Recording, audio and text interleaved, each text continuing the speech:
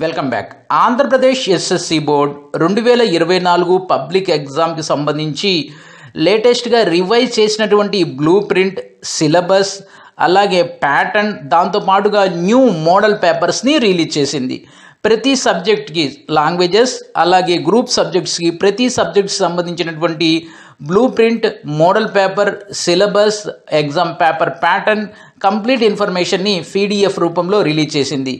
మేము మీకు తెలుగు నుంచి సోషల్ వరకు అన్ని సబ్జెక్ట్స్కి ఒక్కో వీడియో చొప్పున, ఒక్కో సబ్జెక్ట్కి ఒక్కో వీడియో చొప్పున 6 వీడియోస్ని సిరీస్ ఆఫ్ వీడియోస్ రూపంలో మీకు అందిస్తాము. ఈ సిరీస్ ఆఫ్ వీడియోస్లో మేము ప్రతి సబ్జెక్టు, ప్రతి పేపర్ని తీసుకొని, అంటే ఎస్ఎస్సి బోర్డ్ రిలీజ్ చేసినటువంటి అఫీషియల్ మోడల్ పేపర్ని తీసుకొని ఆ పేపర్కి యొక్క అనాలిసిస్తో పాటుగా దాని సిలబస్, దాని ప్యాటర్న్, దాని కంప్లీట్ ఇన్ఫర్మేషన్ని మీకు ప్రజెంట్ చేస్తాం. ఈ మోడల్ పేపర్స్ ఏవైతే ఉన్నాయో ఇవి ఖచ్చితంగా పబ్లిక్ ఎగ్జామ్లో హెల్ప్ అవుతాయి. కేవలం మోడల్ పేపరే కాకుండా ప్యాటర్న్, సిలబస్, అలాగే ఎక్కడి నుంచి ఎలాంటి క్వశ్చన్స్ వస్తాయి అనేది ప్రతి విద్యార్థి తెలుసుకోవాల్సి ఉంటుంది. దీనివల్ల ఎక్కడైతే చదివితే మార్కులు వస్తాయో అవి మాత్రమే చదివితే మార్క్స్ అనేవి ఈజీగా వస్తాయి. సో కాబట్టి ఆంధ్రప్రదేశ్ ప్రభుత్వం నిన్న రిలీజ్ చేసినటువంటి latest updated revised model papers, blue print, అలాగే సిలబస్, ప్యాటర్న్, ఈ కంప్లీట్ ఇన్ఫర్మేషన్ని మీకు 6 వీడియోల రూపంలో అందిస్తాము. ఈ ప్రాసెస్లో మొదటగా మీకు సోషల్ స్టడీస్కి మీకు అందిస్తున్నాం. ఈ సోషల్ స్టడీస్ యొక్క సిలబస్తో పాటుగా బ్లూ ప్రింట్, అలాగే మోడల్ పేపర్, ప్యాటర్న్ని మీకు ఈ వీడియోలో అందిస్తాం. ఇవి ఖచ్చితంగా పబ్లిక్ ఎగ్జామ్ రాసే ప్రతి విద్యార్థికి కూడా చాలా యూస్ఫుల్ అయినటువంటి ఇన్ఫర్మేషన్. ఈ వీడియోని మీరు చూస్తమే కాకుండా మీ ఫ్రెండ్స్ అందరికీ కూడా మీరు కనుక షేర్ చేసినట్లయితే వాళ్ళు కూడా దీనివల్ల బెనిఫిట్ పొందుతారు. ఇక ఈ వీడియోలో మొదటగా మనం చూసినట్లయితే బ్లూ ప్రింట్, మొదటగా మనం మోడల్ పేపర్ గురించి చూద్దాం. ఈ మోడల్ పేపర్ చూసినట్లయితే ఈ మోడల్ పేపర్ ఏదైతే ఉందో ఇది అఫీషియల్గా ఎస్ఎస్సి బోర్డు రిలీజ్ చేసినటువంటి మోడల్ పేపర్. కాబట్టి ఈ మోడల్ పేపర్ అనేది చాలా యూజ్ఫుల్ అవుతుంది. ఈ మోడల్ పేపర్కి సంబంధించి లింక్ని మీకు డిస్క్రిప్షన్లో ప్రొవైడ్ చేస్తాను. కావాల్సిన వాళ్ళు అక్కడ నుంచి మీరు డౌన్లోడ్ చేసుకోండి. ఇది అఫీషియల్ మోడల్ పేపర్. ఈ మోడల్ పేపర్లో కొన్ని ఇన్స్ట్రక్షన్స్ ఉంటాయి. దాన్ని చాలా జాగ్రత్తగా మనం అర్థం చేసుకోవాలి. దాంట్లో ఫస్ట్ వన్ ఏంటంటే మొత్తం ఇది 100 marks paper. 100 marks paper exam రాయడానికి వాళ్ళు ఇచ్చేటటువంటి టైం వచ్చేసి మనకు 3 hours 15 minutes. ఈ 15 minutes అనేది క్వశ్చన్ పేపర్ చదవటానికి, 3 minutes అనేది ఎగ్జామ్ రాయటానికి. మొత్తం మనకు సోషల్ స్టడీస్లో 33 క్వశ్చన్స్ ఉంటాయి. ప్రతి క్వశ్చన్ని మనం ఇచ్చినటువంటి ఆన్సర్ స్క్రిప్ట్ లేక ఆన్సర్ బుక్లెట్లోనే రాయాలి. ఏ ఒక్క క్వశ్చన్ని కూడా క్వశ్చన్ పేపర్లో రాయకూడదు. క్వశ్చన్ పేపర్ని ఆన్సర్ బుక్లెట్తో ట్యాగ్ చేయకూడదు. మొత్తం 4 సెక్షన్స్ ఉంటాయి. ఫస్ట్ సెక్షన్ అనేది 1 మార్కు, సెకండ్ సెక్షన్ అనేది 2 మార్క్స్, థర్డ్ సెక్షన్ అనేది 4 మార్కు, ఫోర్త్ సెక్షన్ అనేది 8 మార్క్స్ క్వశ్చన్స్ ఉంటాయి.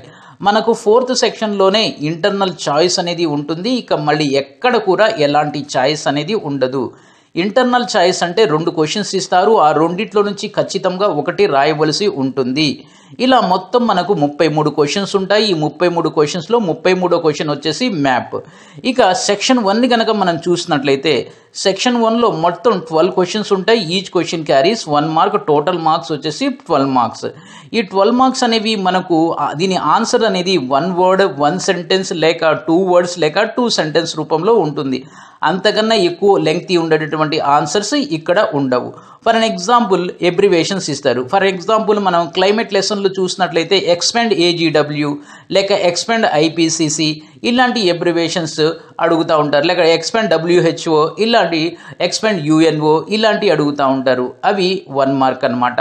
దాని ఎక్స్పెన్షన్ అనేది రాస్తే సరిపోతుంది. ఈ విధంగా ఫస్ట్ 6 క్వశ్చన్స్ వచ్చేసి మనకు 1 to 12 లెసన్స్ నుంచి ఇస్తారు.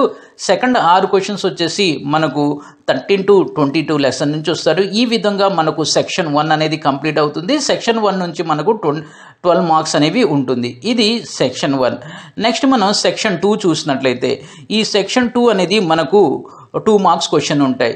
ఈ సెక్షన్ 2కి వెళ్లే ముందు సెక్షన్ 1కి సంబంధించి మరొక పాయింట్. అదేంటంటే ఈ సెక్షన్ 1లో మొత్తం 12 క్వశ్చన్స్లో 2 కదా ఇన్ఫర్మేషన్ క్వశ్చన్స్ ఉంటాయి. దాంట్లో ఒకటి ఏదైనా ఒక పిక్చర్ కానీ లోగో కానీ ఇచ్చి దాని గురించి రాయమంటారు. ఫర్ ఎగ్జాంపుల్ మనకు 13th లెసన్లో UNO ఎంబ్లమ్ ఉంది. ఈ UNO ఎంబ్లమ్ ఇచ్చేసి ఇది దేనికి సంబంధించింది అని అడుగుతారు. ఓకే, ఇలాంటి ఎంబ్లమ్ కానీ ఒక ఫేమస్ హిస్టారియన్, ఒక ఫేమస్ పర్సన్ ఫోటో ఇచ్చి ఇతను ఎవరు అని అడుగుతారు, దానికి ఆన్సర్ రాస్తే సరిపోతుంది. దాంతోపాటుగా ఒక టేబుల్ లాంటి ఇన్ఫర్మేషన్ ఇస్తారు, ఆ టేబుల్కి సంబంధించి మనకి పై చార్ట్ రూపంలో కానీ బార్ గ్రాఫ్ రూపంలో కానీ ప్రజెంట్ చేయమంటారు. సో చాలా సింపుల్గా ఉంటాయి ఈ 1 మార్క్ క్వశ్చన్స్, చాలా సింపుల్గా ఉంటాయి.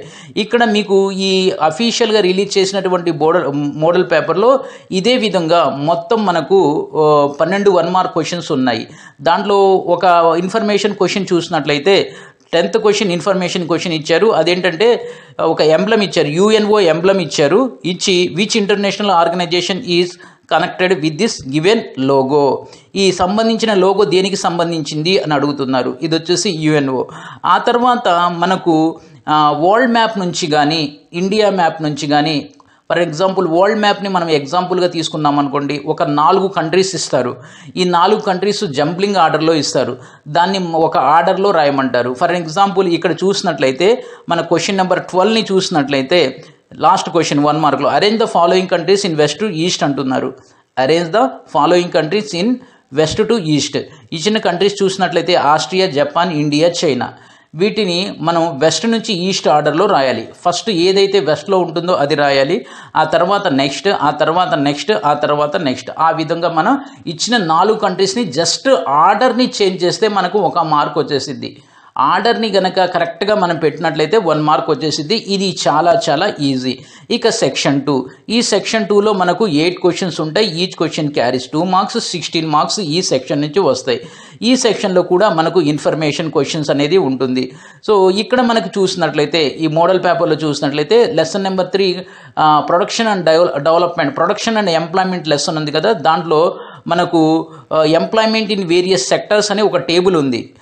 అగ్రికల్చర్, ఇండస్ట్రీ, సర్వీస్ 72, 73, 2009, 2010 అని ఒక టేబుల్ ఉంది. ఆ టేబుల్ని ఏమడిగారు, ఈ టేబుల్ చదివి దీని మీద మీ ఓన్ అభిప్రాయాన్ని రాయండి అంటున్నారు. Based on the given information below right your observation అంటున్నాడు. ఈ టేబుల్ అబ్జర్వ్ చేసి మీ ఓన్ ఒపీనియన్ని రాయాలి అంటున్నాడు. ఈ టేబుల్ని కనుక మీరు యాజ్ ఇట్ ఈస్గా సెంటెన్స్ రూపంలో కనుక రాసినట్లయితే 2 మార్క్స్కి 1 మార్క్ వచ్చేసిద్ది. ఆ తర్వాత మీరు చేయాల్సింది ఏంటంటే agriculture sector, industry sector, service sector ఏది పెరిగింది ఏది తగ్గింది అనేది మీరు నెంబర్ రూపంలో చూపించినట్లయితే మరో మార్క్ వచ్చేసింది. ఇది చాలా ఈజీ. ఇదే మీకు 2 మార్క్స్లో ఇంకో క్వశ్చన్ అడిగారు. అదేంటంటే ఇండియా మ్యాప్ ఇచ్చారు. ఇండియా మ్యాప్ ఇచ్చేసి క్వశ్చన్ ఏమన్నారంటే name any 4 states in which migrations takes place. ఏ 4 రాష్ట్రాల పేర్లు రాయండి, ఆ 4 రాష్ట్రాల్లో ఎక్కడైతే మైగ్రేషన్స్ ఎక్కువగా జరుగుతున్నాయి, ఏ 4 రాష్ట్రాల నుంచి మైగ్రేషన్స్ ఎక్కువ జరుగుతున్నాయో ఆ 4 రాష్ట్రాల పేర్లు రాయండి అంటున్నాడు. ఇక్కడ మ్యాప్ ఇచ్చాడు, మ్యాప్లో మీకు షేడెడ్ కాలమ్స్ కూడా, షేడెడ్ ఏరియాస్ కూడా ఇచ్చాడు. షేడెడ్ ఏరియాస్ మొత్తం కూడా మైగ్రేషన్ జరుగుతున్నాయి అన్నమాట. సో ఈ విధంగా మీకు 2 మార్క్స్ క్వశ్చన్స్ అనేవి ఉంటాయి. నెక్స్ట్ వచ్చేసి మనకు 3 mark questions, 4 mark question. Section 3 వచ్చేసి 4 మార్క్ క్వశ్చన్స్. ఇవి కూడా మనకు 8 క్వశ్చన్స్ ఉంటాయి. 8 into 4 32 మార్క్స్. 8 into 4 32 marks. ఇక్కడ కూడా మనకి ఎలాంటి ఇంటర్నల్ చాయిస్ ఉండదు. Each question carries 4 mark. So ఇక్కడ కూడా మనకు ఒక ఇన్ఫర్మేషన్ క్వశ్చన్ అనేది ఉంటుంది. ఇక్కడ చూసినట్లయితే క్వశ్చన్ నెంబర్ 23 ఏమడిగాడంటే మనకు సెక్స్ రేషియోకి సంబంధించి, అంటే the people lesson 6th lesson ఉంది కదా, ద పీపుల్, దానికి సంబంధించినటువంటి fertility rate in India 1961 to 2011 ఈ గ్రాఫ్ని ఇచ్చాడు. ఈ గ్రాఫ్ ఇచ్చి మనకు దానికి ఏమన్నాడంటే right your own observation from the given graph. అది వరకు ఏమడిగేవాడు, ఒక ఇలాంటి గ్రాఫ్ ఏదైనా ఇచ్చేసి కింద 2 లేక 4 క్వశ్చన్స్ ఇచ్చేవాడు. ఇప్పుడు అలాగ ఇవ్వట్లా, మీ అబ్జర్వేషన్ని రాయమంటున్నాడు. మీ అబ్జర్వేషన్ రాయటం అనేది చాలా తేలిక. అక్కడ ఇచ్చిన క్వశ్చన్కి ఆన్సర్ రాయటం అనేది కష్టం. అలా కాకుండా మీ ఓన్ అబ్జర్వేషన్ రాయాలంటే చాలా ఈజీ. సో ఆ గ్రాఫ్ మీద కొంచెం మీకు బేసిక్ నాలెడ్జ్ కనుక ఉన్నట్లయితే ఈజీగా రాసేయవచ్చు. ఇది సెక్షన్ 3. దీంతో పాటుగా ఇదే సెక్షన్లో 27th క్వశ్చన్ ఒకటి ఇచ్చాడు మనకు. లెసన్ నెంబర్ 15లో నైజీరియా కాన్సెప్ట్ ఉంది కదా, నైజీరియా కాన్సెప్ట్లో observe the given map and answer the following question అంటున్నాడు. ఇక్కడ ఏమన్నాడు, నైజీరియా మ్యాప్ ఇచ్చాడు. ఈ నైజీరియా మ్యాప్కు సంబంధించి మనకు 2 క్వశ్చన్స్ అడిగాడు. ఒకటి who occupied more reason, who occupied more reason అన్నాడు. అక్కడ ఆల్రెడీ కనపడుతుంది, హౌస్ ఆఫ్ ఫులానీ పీపుల్ అనేది ఈజీగా కనపడుతుంది. They were occupied more reason that were the north part of the Nigeria. అది answer. Name the river in the map. ఈ మ్యాప్లో ఒక రివర్ ఉంది, అక్కడ మనకి ఆ రివర్ పేరు మెన్షన్ చేయాల. సో అంటే ఇక్కడ అర్థమైంది ఏంటి, ఈ 2 క్వశ్చన్స్లో ఒక క్వశ్చన్కి ఆన్సర్ మనకు అక్కడ ఉంటుంది, ఇంకో క్వశ్చన్ ఆన్సర్ అనేది ఉండదు. దానికి ఆన్సర్ రాయాలంటే ఈ కాన్సెప్ట్ అనేది మనకు తెలిసి ఉండాలి.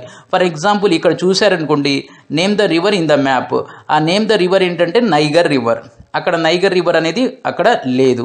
ఇది ఇక నెక్స్ట్ వచ్చేసి మనకు లాస్ట్ సెక్షన్ 4. ఇది మొత్తం కూడా మనకు మొత్తం 5 క్వశ్చన్స్ ఉంటాయి. Each question 8 marks. ఒక్కో క్వశ్చన్కి 8 మార్క్స్, మొత్తం 40 మార్క్స్. ఇక్కడ మనకు ఇంటర్నల్ చాయిస్ అనేది ఉంటుంది. ఇక్కడ కూడా మనకు ఇన్ఫర్మేషన్ క్వశ్చన్ అంటూ ఉంటుంది. 31st క్వశ్చన్ అనేది ఇన్ఫర్మేషన్ ఉంటుంది. 31st A, 31st B, ఈ 2 కూడా ఇన్ఫర్మేషన్ క్వశ్చన్స్. ఇక్కడ మనం 31st A చూసినట్లయితే, plot the information given in the following pie graphs in a table and write your observation. So మనకు ప్రొడక్షన్ అండ్ ఎంప్లాయ్మెంట్కి సంబంధించిన పై చార్ట్స్ ఉన్నాయి కదా, ఆ పై చార్ట్స్ ఇచ్చేసి దాన్ని టేబుల్ రూపంలో మార్చమంటున్నాడు. టేబుల్ రూపంలో మార్చి మీ అబ్జర్వేషన్ రాయమంటున్నాడు. టేబుల్ రూపంలో మారిస్తే 3 మార్కులు, అబ్జర్వేషన్ రాస్తే 4 మార్కులు, మొత్తం 8 మార్కులు, 5 మార్కులు. ఫస్ట్ టేబుల్ రూపంలో మారుస్తే 3 మార్కులు, దాని ఇన్ఫర్మేషన్ రాస్తే 5 మార్కులు, మొత్తం 8 మార్కులు. ఓకేనా, ఈ విధంగా 2 ఇచ్చాడు.